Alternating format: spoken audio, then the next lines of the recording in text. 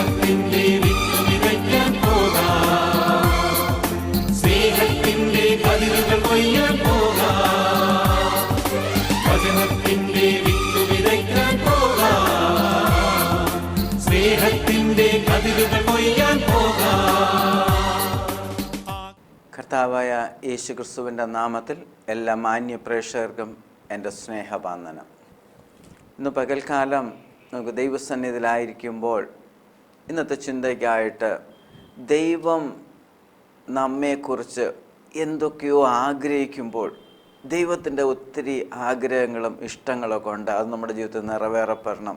ഈ മെസ്സേജിലൊക്കെ കേട്ടുകൊണ്ടിരിക്കുമ്പോൾ നിങ്ങളുടെ ജീവിതം അനുഗ്രഹിക്കപ്രദമാകട്ടെ.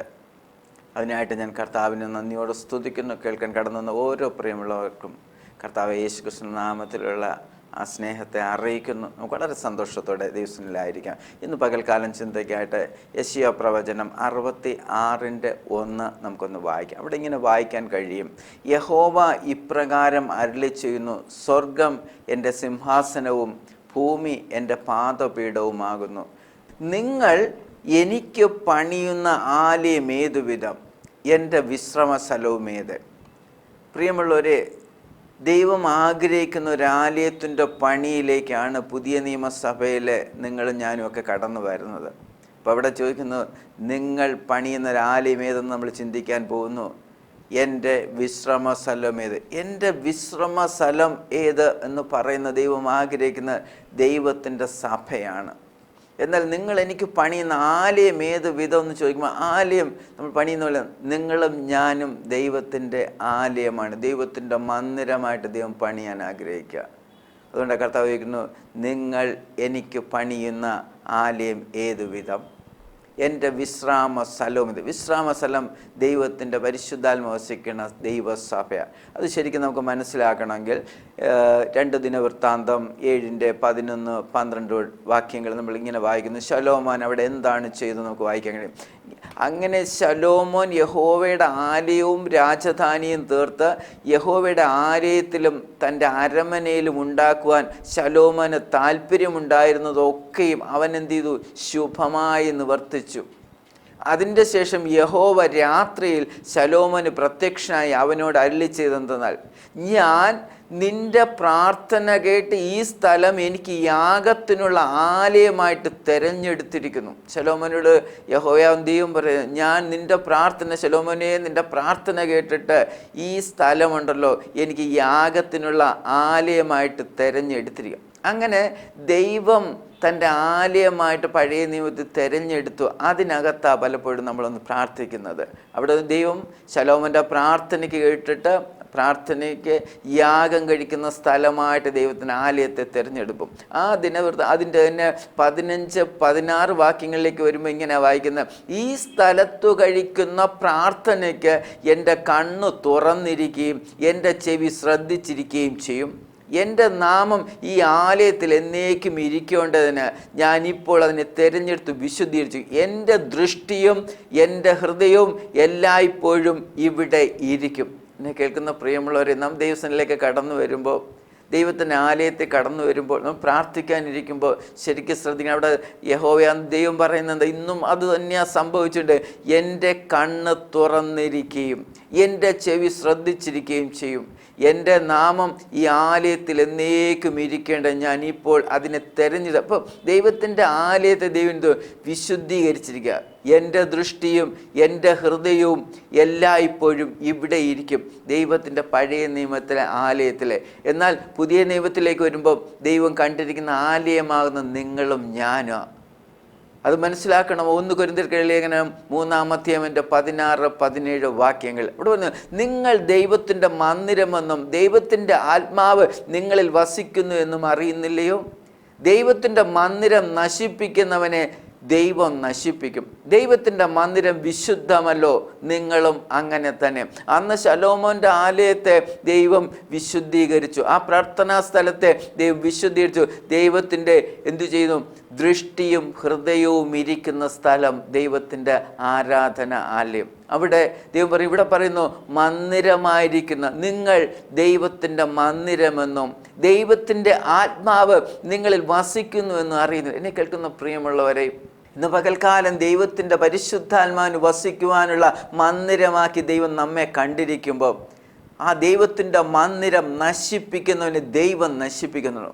ദൈവത്തിൻ്റെ മന്ദിരം വിശുദ്ധമല്ലോ, നിങ്ങളും അങ്ങനെ തന്നെ.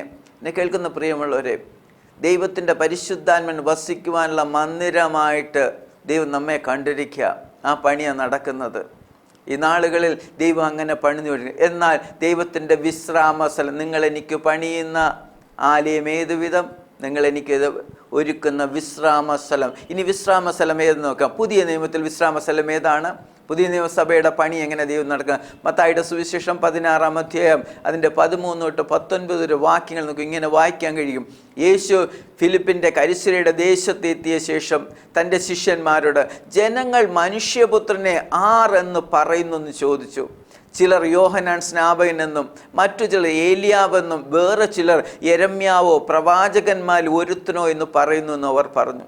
കർത്താവിന് അറിയേണ്ട ഒറ്റ കാര്യമുള്ളൂ, നിങ്ങളോ എന്നെ ആരെന്ന് പറയുന്നു എന്ന് ചോദിച്ചു. ശിമോൻ പത്രോസ് പറയാ, നീ ജീവനുള്ള ദൈവത്തിൻ്റെ പുത്രനായ ക്രിസ്തു എന്ന ഉത്തരം പറഞ്ഞു. യേശു പറയാ, ബെർനയോ ശിമോനെ, നീ ഭാഗ്യവാൻ, ജഡരക്തങ്ങളല്ല സ്വർഗസ്ഥനായ എൻ്റെ പിതാവ് അത്രയും നിനക്ക് വെളിപ്പെടുത്തി തന്നെ. കാരണം മുമ്പിൽ നിൽക്കുന്നത് യേശുവാ. യേശു നിന്നുകൊണ്ട്, ജഡത്തിൽ വെളിപ്പെട്ട യേശു നിന്നുകൊണ്ട് പത്രോസിനോട് ചോദിക്കുക, തൻ്റെ ശിഷ്യന്മാരോട് ചോദിക്കുക, നിങ്ങൾ എന്നെക്കുറിച്ച് എന്ത് പറയും? മറ്റുള്ളവർക്ക് പറയാൻ കഴിയും, നീ ഒരു യേശുവിനെന്ന് പറയാൻ കഴിയും, ഒരു മനുഷ്യനെന്ന് പറയാൻ കഴിയും.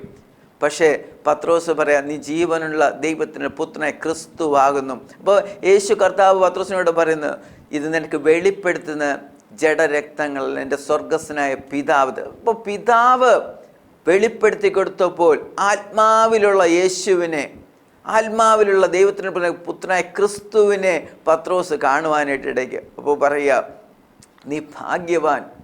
എന്നെ കേൾക്കുന്ന പ്രിയമുള്ളവരെ, യേശുവിനെ ജീവനുള്ള ദൈവത്തിൻ്റെ പുത്രനായ ക്രിസ്തുവായിട്ട് ഇന്ന് പകൽക്കാലം നിങ്ങൾക്കും എനിക്കും കാണുവാൻ കഴിയണം. നിങ്ങൾ ഭാഗ്യവാന്മാരാണ്. ഇവിടെ പറയുന്നു, നീ പറയാ, ഈ പാറമേൽ ഞാൻ എൻ്റെ സഭയെ പണിയും, പാതാള ഗോപുരങ്ങൾ അതിനെ ജയിക്കയില്ല. ഇവിടെ പറയും, ഈ പാറമേൽ ഞാൻ എൻ്റെ സഭയെ പണി. കർത്താവ് നിങ്ങൾ പണിയുന്ന ആലയം ഇത്, ആ പണി ഇവിടത്തെ കർത്താവ് തുടങ്ങാൻ ആരംഭിക്കുക. ഈ പാറമേൽ ഞാൻ എൻ്റെ സഭയെ പണിയും. സ്വർഗത്തിൻ്റെ അത് കഴിഞ്ഞിട്ട് സ്വർഗത്തിൻ്റെ താക്കോൽ ഞാൻ നിനക്ക് തരുന്നു. അപ്പോൾ പാതാള ഗോപുരങ്ങൾ അത് കഴിഞ്ഞില്ല, നീ ഭൂമിയിൽ കെട്ടുന്നതൊക്കെയും സ്വർഗത്തിൽ കെട്ടപ്പെട്ടിരിക്കും, നീ ഭൂമിയിൽ അഴിക്കുന്നതൊക്കെയും സ്വർഗത്തിൽ അഴിഞ്ഞിരിക്കുമെന്ന് ഉത്തരം പറഞ്ഞു. അപ്പോൾ അധികാരത്തിൻ്റെ ഒരു ശുശ്രൂഷ ഇതാ പുതിയ നിയമസഭയ്ക്ക് ദൈവം കൈമാറ്റം ചെയ്യാൻ പോവുക. ഈ പാറമേൽ ഞാൻ എൻ്റെ സഭയെ പണിയും. പാതാള ഗോപുരം ജയിക്കാത്ത ദൈവസഭ വെളിപ്പെട്ടു വരിക.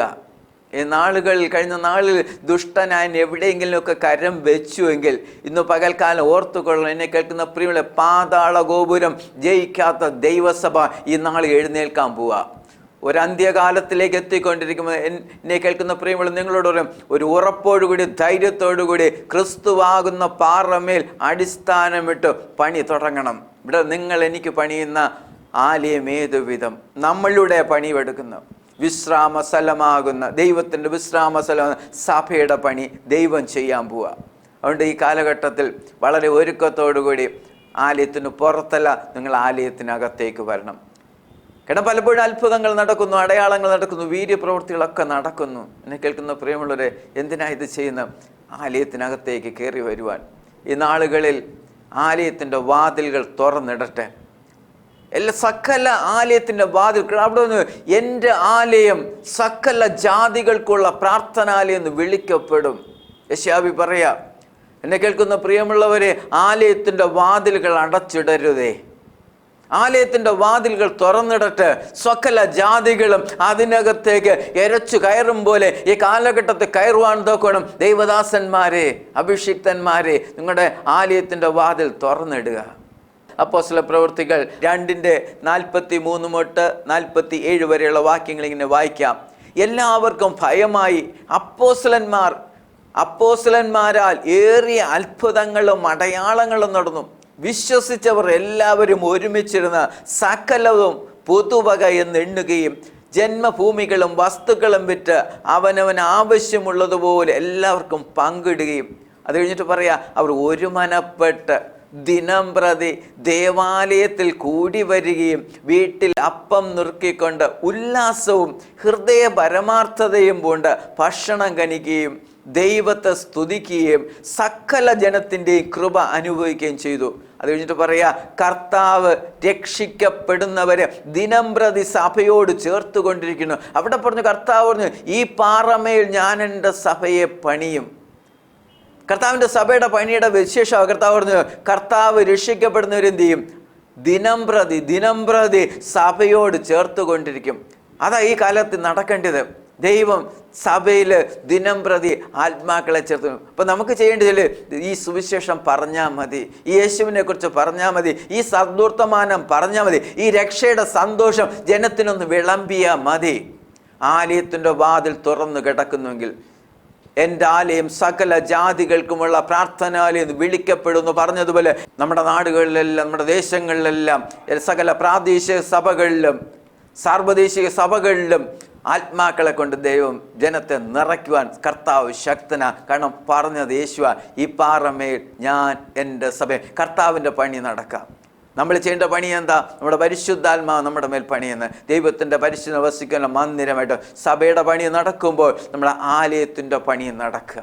എന്നെ കേൾക്കുന്ന, നമ്മളെ ചേർത്ത് വെച്ച ദൈവം ആലയത്തിൻ്റെ പണി നടത്താൻ പോകുന്നു.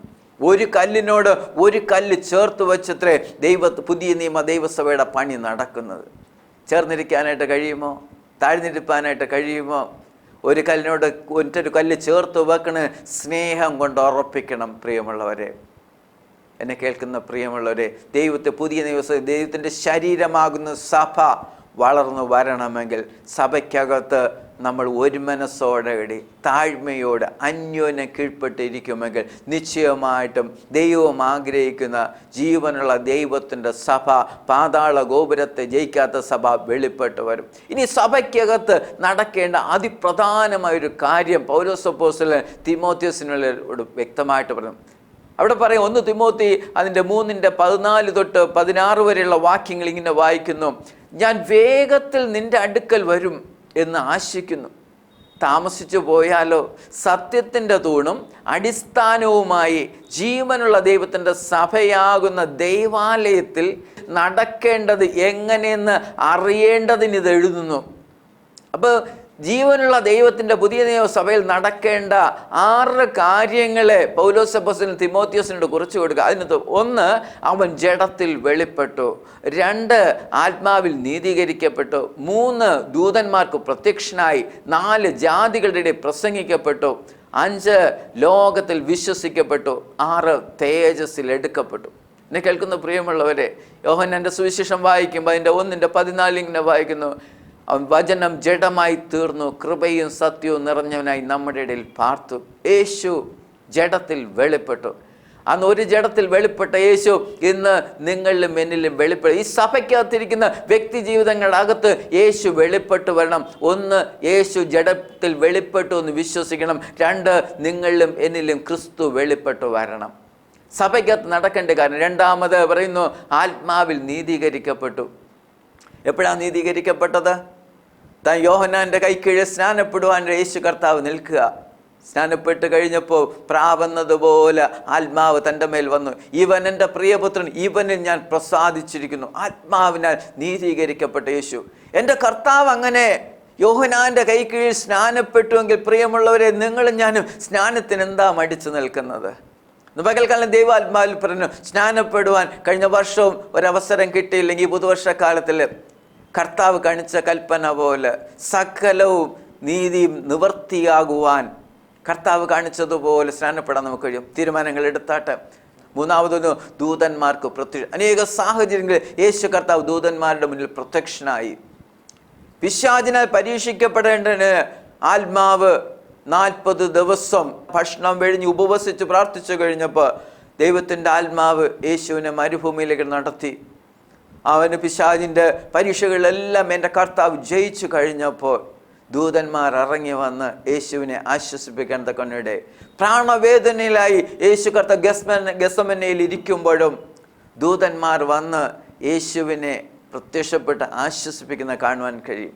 മരിച്ചു അടക്കപ്പെട്ടു ഉയർത്തെഴുന്നേറ്റ് കഴിഞ്ഞപ്പോഴും കല്ലറക്കെത്തിയ സഹോദരിമാരോട് വന്ന് ദൂതന്മാർ പറയാം, അവൻ ഇവിടെ ഇല്ല, അവൻ ഉയർത്തെഴുന്നേറ്റിരിക്കുന്നു. അവൻ ഇവിടെ ഇല്ല, ഉയർത്തെഴുന്നേറ്റിരിക്കണം. വിശ്വസിക്കണം, സഭ വിശ്വസിക്കണം. പുതിയ നിയമസഭയ്ക്കകത്ത് നമ്മുടെ ഉള്ളിൽ അത് കൊണ്ടാണ്. യേശു കർത്താവ് അടക്കപ്പെട്ട ഒരു യേശു അല്ല, അടക്കപ്പെട്ട മൂന്നാം നാൾ ഉയർത്തെഴുന്നേറ്റിട്ട് ഒരു പൊന്നു തമ്പുരാനെ പകൽക്കാലം നിങ്ങൾ ഞാൻ ആരാധിക്കുന്നത്. ആ പുനരുത്ഥാനത്തിൻ്റെ ശക്തി ഈ പകൽക്കാലം വ്യാപരിക്കട്ടെ. ക്ഷീണിച്ചിരിക്കുന്നോ, തളർന്നിരിക്കുന്നോ, ബലഹീനമായിരിക്കണോ, സഭയ്ക്കകത്താണെങ്കിലും പുറത്താണെങ്കിലും ഇന്ന് പകൽക്കാലം വിളിച്ചു പറയണ ഉയർത്തെഴുന്നേൽപ്പാൻ കഴിവുള്ള ഒരുവനുണ്ട്. ആ യേശു കർത്താവ് നമ്മുടെ മധ്യമുണ്ട്. അവൻ ദൂതന്മാർക്ക് പ്രത്യക്ഷനായി ജാതികളുടെ ഇടയിൽ പ്രസംഗിക്കപ്പെട്ടു. ലോകത്തിൽ മുഴുവൻ സകല ജാതികളുടെ ഇടയിലും ഇതുപോലെ പ്രസംഗിക്കപ്പെട്ട മറ്റാരുമില്ല. എൻ്റെ കർത്താവിനെ കുറിച്ച്, യേശു കർത്താവിനെ ലോകം മുഴുവൻ പ്രസംഗിക്കപ്പെട്ടു. ജാതികളുടെ ഇടയിൽ പ്രസംഗില്ല, ജാതികളുടെയും വംശങ്ങളുടെയും ഗോത്രങ്ങളുടെയും ഇടയിൽ കർത്താവിൻ്റെ നാം പ്രസംഗിക്കപ്പെട്ടു. അത് കഴിഞ്ഞിട്ട് 5 പറയുന്നു, ലോകത്തിൽ വിശ്വസിക്കപ്പെട്ടു. എൻ്റെ കർത്താവ് ലോകത്തിൽ വിശ്വസിക്കപ്പെട്ടത്, മരിച്ചു, നമ്മുടെ പാപങ്ങൾക്ക് പരിഹാരമായിട്ട് യേശു കർത്താവ് 2000 വർഷം മുമ്പ് കാൽവരി ക്രൂശിൽ തകർക്കപ്പെട്ടു. അവൻ 3 ആണിമേൽ തൂങ്ങി മരിച്ചു, നമ്മുടെ പാപങ്ങൾക്ക് പരിഹാരമായിട്ട്. അവൻ ഉയർത്തെഴുന്നേറ്റു, ലോകത്തിൽ വിശ്വസിക്കപ്പെട്ടു. കാരണം 6ാമത്തെ കാര്യമാണ്, തേജസ്സിൽ എടുക്കപ്പെട്ടു. കർത്താവ് എന്ത് ചെയ്തു? വിശ്വസിപ്പാൻ റെഡിയായതെങ്ങനെ? അപ്പോസ്തല പ്രവൃത്തികൾ വായിക്കുമ്പോൾ അതിനകത്ത് കാണുവാൻ കഴിയും. തൻ്റെ ശിഷ്യന്മാരുടെ മുമ്പിൽ 40 ദിവസം യേശു കർത്താവ് താൻ ഉയർത്തെഴുന്നേറ്റ് ജീവിക്കുന്നു തെളിയിപ്പാനായിട്ട് ഇടയാക്കി. എന്നെ കേൾക്കുന്ന പ്രിയ, അത് കഴിഞ്ഞിട്ട് ദൂതന്മാരെ പറയാം, യേശു കർത്താവ് സ്വർഗാരോഹണം ചെയ്യുന്ന അതിമനോഹരമായ കാഴ്ച കണ്ടപ്പോൾ വിസ്മയത്തോടുകൂടി തൻ്റെ ശിഷ്യന്മാർ നിൽക്കും. അവരെ നോക്കിയിട്ട് യേശു കർത്താവിനോട് വിഷയത്തെക്കുറിച്ച് തൻ്റെ ദൂതന്മാർ പറയും, അവൻ പോയതുപോലെ മടങ്ങി വരും. സഭ വിശ്വസിക്കണം. സഭയുടെ പ്രത്യാശത ഈ കർത്താവ് വീണ്ടും വരും, തൻ്റെ സഭയെ ചേർക്കുവാൻ. യേശു കർത്താവ് വീണ്ടും, ഇതാ എൻ്റെ നിങ്ങളുടെ പ്രത്യാശ. സഭയ്ക്കകത്ത് ഈ 6 കാര്യങ്ങൾ അടിസ്ഥാനപരമായ തൂണുകളെ ക്രിസ്തു എന്ന പാറമേൽ അടിസ്ഥാനമിട്ട് അപ്പോസ്തലന്മാരുടെയും പ്രവാചകന്മാരിലാലും അതിനെ ഒരു കല്ലിന് മേലെ മറ്റൊരു കല്ല് വെച്ച് പണിയപ്പെട്ടുകൊണ്ടിരിക്കുക. അപ്പോസ്തലിക ശുശ്രൂഷയിലൂടെ ഉപദേശത്തിലൂടെ സഭ പണിയപ്പെട്ടു. അതിൻ്റെ മുകളിൽ 6 തൂണുകളാണ്. അവൻ ജഡത്തിൽ വെളിപ്പെട്ടു, അവൻ ആത്മാവിൽ നീതീകരിക്കപ്പെട്ടു, ദൂതന്മാർക്ക് പ്രത്യക്ഷനായി, ജാതികളിൽ പ്രസംഗിക്കപ്പെട്ടു, ലോകത്തിൽ വിശ്വസിക്കപ്പെട്ടു, അവൻ തേജസ്സിൽ എടുക്കപ്പെട്ടു. യേശു വീണ്ടും വരും. എന്നെ കേൾക്കുന്ന പ്രിയമുള്ളവരെ, നിങ്ങളുടെ എൻ്റെ പ്രത്യാശ അതായത് യേശുവിനെ കാത്തിരിക്കുക. അത് കഴിഞ്ഞിട്ട് പൗലോസ് ഇങ്ങനെ, എന്നിങ്ങനെ ദൈവഭക്തിയുടെ മർമ്മം സമ്മതാമണ്ണം വലിയതാകുന്നു. ദൈവഭക്തിയുടെ മർമ്മം സമ്മതാമണ്ണം വലിയതാകുന്നു. ഈ മർമ്മം സഭയാകുന്ന നിങ്ങളും ഞാനും അറിഞ്ഞിരിക്കണം. എന്നെ കേൾക്കുന്ന അതിന് ശേഷമാണ് പുതിയ നിയമസഭയ്ക്ക് അനുഗ്രഹം പ്രാപിക്കുന്നത്. ആ സഭയുടെ അനുഗ്രഹം എന്താണ്? എഫെസർ ലേഖനം 1-ാം അധ്യായം അതിൻ്റെ 3-ാമത്തെ വാക്യം എന്താ വായിക്കുന്നത്? അവിടെ പറയുന്നു, സ്വർഗത്തിലെ സകല ആത്മീയ അനുഗ്രഹത്താലും നമ്മെ ക്രിസ്തുവിൽ അനുഗ്രഹിച്ചിരിക്കുന്ന നമ്മുടെ കർത്താവായ യേശു ക്രിസ്തുവിൻ്റെ ദൈവവും പിതാവുമായവൻ വാഴ്ത്തപ്പെട്ടവൻ. പിന്നെ കേൾക്കുന്ന പ്രിയമുള്ളവരെ, ഈ അനുഗ്രഹങ്ങളൊക്കെ നമുക്ക് ലഭിച്ചിരിക്കുന്നത് യേശു ക്രിസ്തുവിലൂടെയാണ്. അതെവിടെയാണ് ലഭിച്ചിരിക്കുന്നത്? തൻ്റെ സഭയിലാണ് ലഭിച്ചിരിക്കുന്നത്. ആ സഭയെക്കുറിച്ച് ഉൾക്കാഴ്ചയോടുകൂടി സഭയിലേക്ക് കടന്നു വരുന്ന നിങ്ങൾക്കും എനിക്കും ഈ ആത്മീയ അനുഗ്രഹത്തിന് ഭാഗഭാക്കാക്കുവാൻ ദൈവം ഇടയാക്കും. സഭയ്ക്കകത്ത് വന്നിട്ടുള്ള, സഭയ്ക്കകത്ത് ഉൾനട്ടിരിക്കുന്ന, നടുതൊലയായിട്ട് നട്ടു നനച്ച് വളർത്തിയെടുക്കുന്ന ഒരു ദൈവവയലിൻ്റെ ജീവിതത്തിൽ ഇവിടെ പറയുന്നു, സ്വർഗത്തിലെ സകല ആത്മീയ അനുഗ്രഹത്താലും അവൻ ക്രിസ്തുയേശുവിൽ നമ്മെ അനുഗ്രഹിച്ചിരിക്കണം. സ്വർഗത്തിലെ ഒരു ആത്മീയ അനുഗ്രഹത്തിന് നമുക്ക് കുറവില്ല. എത്ര പേർക്ക് വേണം ഈ അനുഗ്രഹം? കർത്താവേ, സ്വർഗത്തിലെ സകല ആത്മീയ അനുഗ്രഹങ്ങളും ഈ ഭൂമിയിലെ അനുഗ്രഹം മാത്രം മതിയോ? ഈ ഭൂമിയിലെ വിടുതൽ മാത്രം മതിയോ? നമ്മൾ ചോദിക്കും, രോഗസൗഖ്യവും ഇവിടുത്തെ ചില ഭൗതിക വിഷയങ്ങളെ വിടുതൽ മാത്രം മതിയോ? എന്നെ കേൾക്കുന്ന പ്രിയമുള്ള നിങ്ങൾക്കും എനിക്ക് കാണുവാൻ കഴിയാത്ത, നമുക്ക് ചിന്തിപ്പാൻ കഴിയാത്ത ആത്മീയ അനുഗ്രഹങ്ങൾ ദൈവം നമുക്ക് വേണ്ടി സ്വർഗത്തിൽ ഒരുക്കി വെച്ച. അത് എവിടെയാ? ക്രിസ്തുയേശുവിൽ. ക്രിസ്തുവിൽ രക്ഷിക്കപ്പെട്ട്, വിശ്വസിച്ച് രക്ഷിക്കപ്പെട്ട്, സ്നാനപ്പെട്ട്, പരിശുദ്ധാത്മാവെന്ന സഭയിൽ നിൽക്കുന്ന വ്യക്തിജനം. എന്നെ കേൾക്കുന്ന പ്രിയമുള്ളവരെ, നിങ്ങളൊരു സഭയിലല്ല എങ്കിൽ സ്നേഹത്തോടുകൂടി ഈ പകൽക്കാലം നിങ്ങളെ ഞാൻ പ്രോത്സാഹിപ്പിക്കുന്നു, നിങ്ങളെ ഞാൻ പ്രബോധിക്കുന്നു. ഒരു സഭയ്ക്കകത്ത് നിങ്ങൾക്ക് പോകുവാൻ കഴിയുന്ന, ആത്മാവിലും സത്യത്തിലും ദൈവത്തെ സ്തുതിക്കുകയും ആരാധിക്കുകയും ചെയ്യുന്ന ഒരു ആത്മീയ സഭയ്ക്കകത്ത് നിങ്ങൾ കടന്നു വരണം. സകല അധികാരങ്ങളും ദൈവം കൊടുത്ത ദൈവസഭയ്ക്ക്, തൻ്റെ ശരീരമാകുന്ന സഭയ്ക്ക്, ക്രിസ്തു തലയാ, തൻ്റെ ശരീരമാകുന്ന സഭയ്ക്ക് സകല എന്തെങ്കിലും അധികാരമുണ്ടെങ്കിൽ അത് സഭയുടെ മേലാണ്. അതുകൊണ്ട് സഭയ്ക്കകത്ത് പോഷ്ക്ക് കാണിക്കരുത്, സഭയ്ക്കകത്ത് അസത്യം ചെയ്യരുത്, സഭയ്ക്കകത്ത് ദൈവമില്ലാത്ത ഒരു പരിപാടിക്ക് പോകരുത്. ദൈവമക്കളെ, സഭയുടെ മേൽ വലിയ അധികാരം ദൈവം തന്നിട്ടുണ്ട്. അനന്യാസും സഫീറയും ദൈവത്തിൻ്റെ പരിശുദ്ധാത്മാവിനോട് നേരെ ഒരു വഞ്ചന പറഞ്ഞപ്പോൾ, അവർ കാപ്പട്യം കാണിച്ചപ്പോൾ അവരുടെ ജീവൻ നഷ്ടപ്പെട്ടു പോകാനിടയും. സഭയുടെ അധികാരം വലുതാ ദൈവമക്കളെ, വളരെ ഭയത്തോടുകൂടി. അതുകൊണ്ട് സഭാപ്രസംഗി പറയുന്നു, നീ ആലയത്തിൽ കാലെടുത്ത് വെക്കുമ്പോൾ നീ സൂക്ഷിക്കുക. പുതിയ നിയമസഭ ലാഘവത്തോടുകൂടി കാണരുതേ. ദൈവത്തിൻ്റെ ആലയം, ദൈവത്തിൻ്റെ സഭയ്ക്കകത്തേക്ക് കടന്നു വരും വളരെ ഭയഭക്തിയോടുകൂടി, വളരെ ബഹുമാനത്തോടെ. കാരണം നേരത്തെ നമ്മൾ ചിന്തിച്ചു, അവൻ്റെ കണ്ണും അവൻ്റെ ഹൃദയം അവിടെ തുറന്നിരിക്കുന്ന സ്ഥലത്തേക്കാണ് നിങ്ങളും ഞാനും ഈ ഞായറാഴ്ചകളിലും അല്ല ഇട മീറ്റിങ്ങുകളെല്ലാം ആലയത്തിനകത്ത് കടന്നു വരുന്നത്. എന്നെ കേൾക്കുന്ന പ്രിയമുള്ളവരെ, വളരെ ഭയത്തോടായിരിക്കണമേ, വളരെ സ്നേഹത്തോടായിരിക്കണമേ, പൂർണ്ണ ഹൃദയത്തോടും പൂർണ്ണ ശക്തിയോടും പൂർണ്ണ ആത്മാവോടുമായിരിക്കണമേ. എന്താ അധികാരം നോക്കുക? എഫേസ്യർ ലേഖനം 1-ാം 20 മുതൽ 23 വരെയുള്ള വാക്യങ്ങൾ. അങ്ങനെ അവൻ ക്രിസ്തുവിലും വ്യാപരിച്ച് അവനെ മരിച്ചവരുടെ ഇടയിൽ നിന്ന് ഉയർപ്പിക്കുകയും സ്വർഗത്തിൽ തൻ്റെ വലത്തുഭാഗത്ത് എല്ലാ വാഴ്ചയ്ക്കും അധികാരത്തിനും ശക്തിക്കും കർത്തൃത്വത്തിനും ഈ ലോകത്തിൽ മാത്രമല്ല വരുവാനുള്ളതിലും വിളിക്കപ്പെടുന്ന സകല നാമത്തിനും അത്യന്തം മീതെ ഇരുത്തുകയും സർവവും അവൻ്റെ കാൽ കീഴാക്കി വെച്ച് അവനെ സർവത്തിനും മീതെ തലയാക്കി എല്ലാറ്റിനും എല്ലാം നിറയ്ക്കുന്നവൻ്റെ നിറവായിരിക്കുന്ന അവൻ്റെ ശരീരമായ സഭയ്ക്ക് കൊടുക്കുകയും ചെയ്തിരിക്കണം. എന്നെ കേൾക്കുന്ന പ്രിയമുള്ള, സകല അധികാരങ്ങളും ദൈവസഭയ്ക്കകത്തുണ്ട്. നിങ്ങൾ ഏതു വിഷയവുമായിട്ട്, ഏതു ഭാരവുമായിട്ട് ദൈവസന്നിധിയിൽ ദൈവസഭയ്ക്കകത്തൊന്ന് പ്രാർത്ഥിച്ചാൽ സഭയ്ക്കകത്ത് വിടുതലുണ്ട്. സഭ ഒരുമനപ്പെട്ട് പ്രാർത്ഥിച്ചാൽ അത്ഭുതങ്ങൾ നടക്കും.